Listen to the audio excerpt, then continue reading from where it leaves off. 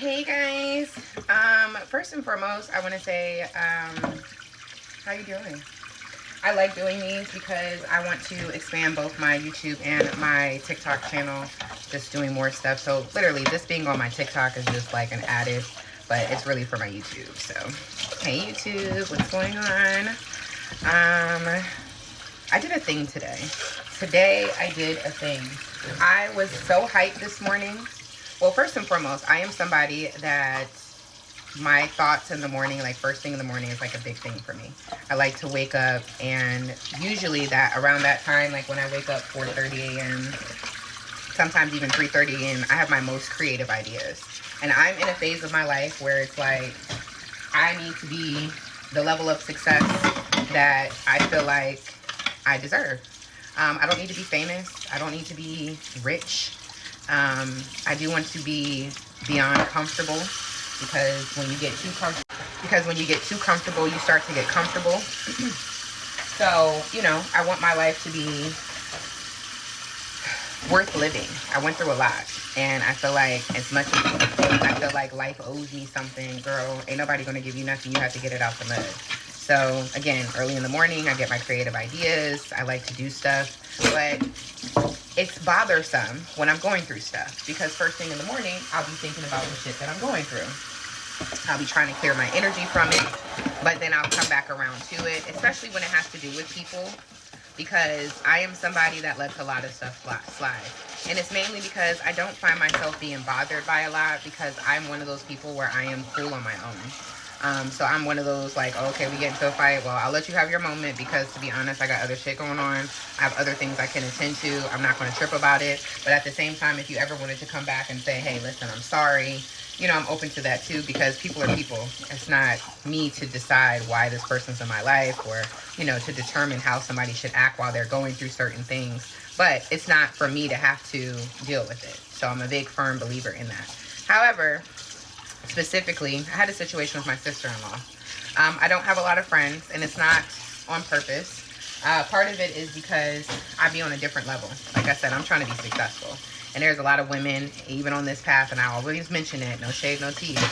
Being a card reader, being a life coach, just being a spiritual girly. You meet a lot of people who are like, oh girl, let's call each other, get our numbers. I feel motivated, I want to do this and I want to do that. But then when it really comes down to it, they ain't really on that. And then it's frustrating to me, because now I have to figure out how I'm going to tell them. I don't want to be the bad person, but I'll be the person to cut off somebody real quick. Because no shade, no tea. When I say I need help paying bills, when I say my daughter's hungry, nobody's donating. It's me by myself. So I've learned early on too, while I started my TikTok, because I'm not like big where I have a lot of people, 25K is like a lot, but it's still like enough where it's like, people still want to reach out to you. You're reachable, you're accessible. So I've learned that as much as I'm excited now, because I grew up, my curse and my generational stuff I have going through is like me not feeling good enough. I've always had friends, female friends, that because you're so pretty, they want to be haters. I've had the light skin, dark skin stuff. I've had, I've had somebody told me that their mom told them that all light skin girls were thieves. I'm like, what the fuck? And what makes you think I want to steal from your broke bum ass? Like, the fuck you got going on? Don't let this little outfit, this little Daisy Duke outfit I got on today fool you, honey. Ain't nothing you got anything I want. Trust me. I didn't come out of my mother's womb being jealous. Like, I came out of my mother's womb being ready. You feel me? So there's a difference. But I used to get beat up on. I used to get jumped. So it's always funny to me while people are like, oh, you're so pretty, I don't know, you should be doing this, you should do that. A lot of the pretty girls be the ones that be going through it. So again, not only that, but being single, like I'm outside, and that's scary, because you don't want to go outside by yourself. Guys are crazy nowadays, and I hate to put it out there, but men, y'all are fucking crazy. Y'all counterparts are fucking weird. The moment a girl says no, she's being called a bitch, she has to be stalked, people following her. Like, it's very uncomfortable. So again, I don't go out much. I would like to. The other day, I was in the store, and I had told this girl, I said, oh, girl, hey, excuse me, I just want to let you know you're so pretty. She was beautiful. She was a little thick one, too. Shorter, little thick body, beautiful eyes. She had the light brown eyes. I mean, she was fucking gorgeous. I mean, not like Miami gorgeous, but she was definitely on some like, okay, like, Miss Teen Pageant USA. Like, okay, girl, you're giving it up. And the way that she looked at me, I was like, oh, I just want to let you know you're pretty. She was like, oh. It was like, okay, girl. Like, I'm not even going to be one of them niggas that take it back. You know, once the dudes, you know, you tell them, no, you funky head ass, and you wasn't even all that. I just, you know, shrugged my shoulders and walked away. And then she see me in the parking lot, oh, I just wanted to say thank you, you're pretty too. And it's like, yeah, because you knew you was fucking weird. Why do we do that? So anyways, no, why do y'all do that? Because a bitch tell me I'm pretty. I'm like, oh my God, thank you, you're so pretty too. Oh, thanks. I'm just be so flat. I'm like, oh my God, me? Oh my God, you're gorgeous. Oh, I love you. Let's be friends. Literally, me and my little child soul who never had a friend to play with because everybody was always hating. That's another thing too. Like, I really grew up in a white neighborhood, but I was the black girl. So it was just kind of hard because I didn't really fit in. And then I'm not the black girl that's like the white girl, even though I guess you can say that's what makes me a little bit different because I do have that little like quirky, like, hey, because it's just I was a cheerleader, dance team, step team, cheer captain, cheer coach. Like, what's up? Like, hey, like, I'm down. Like, what's going on? This is the girls. Woo. But at the same time, like, you know, full-blown nigga. You feel me? My mom and dad made sure that we knew about us being niggas. Okay? So, you know, I always be throwing people off with my personality. And half the time, I don't know what my personality. I'm like a Doja.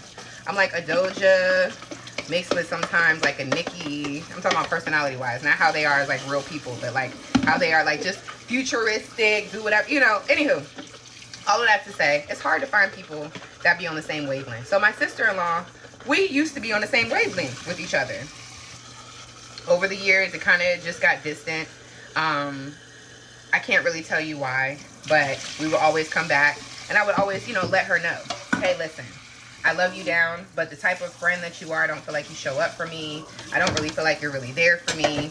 And it becomes uncomfortable because I do a lot for you. My daughter, my sister-in-law, she has a press machine and a circuit machine. And I said, hey, I'll buy the t-shirts and stuff and I'll pay you. We can just go ahead and get the shirts together. Oh, no. But mind you, I never bought wigs to her house, clothes to her house, stuff for free. She never had to pay for anything. And it's like, damn, it's fucked up. Like, how I tell you I need something and you're not there. But then when it comes down to you, you take stuff. And there's other instances too that I felt like were really, you know, fucked up situations that she carried. And so I woke up this morning and I thought about it. And what triggered it was last week, I needed help with something. She had sent me some information, but then when I tried to follow her up with it, she had disappeared. And I really, really needed help. Then yesterday, I hit her up, we're talking, and then she disappears again. It's cool, but this whole reoccurring thing of just people, and this is not just with her, and this is the reason why, and I had to let her know this too, it's not really you, I'm speaking to the energy of this. Because wherever this is, this line, y'all done got me fucked up. Y'all keep treating me like I'm nothing. And I don't know if it's because y'all like, oh, she's too nice, she's not gonna call nobody out on it, oh, you know, it's cool, blah, blah. I'm not desperate to have people in my life. I give people opportunities because I understand no man is an island. Maybe God put these people in my life for me to be a sounding board, for me to be the person to bring the truth. But to beg people to be in my life, y'all got me fucked up. So again, I sent my sister-in-law a message, and I had to keep recording it, child.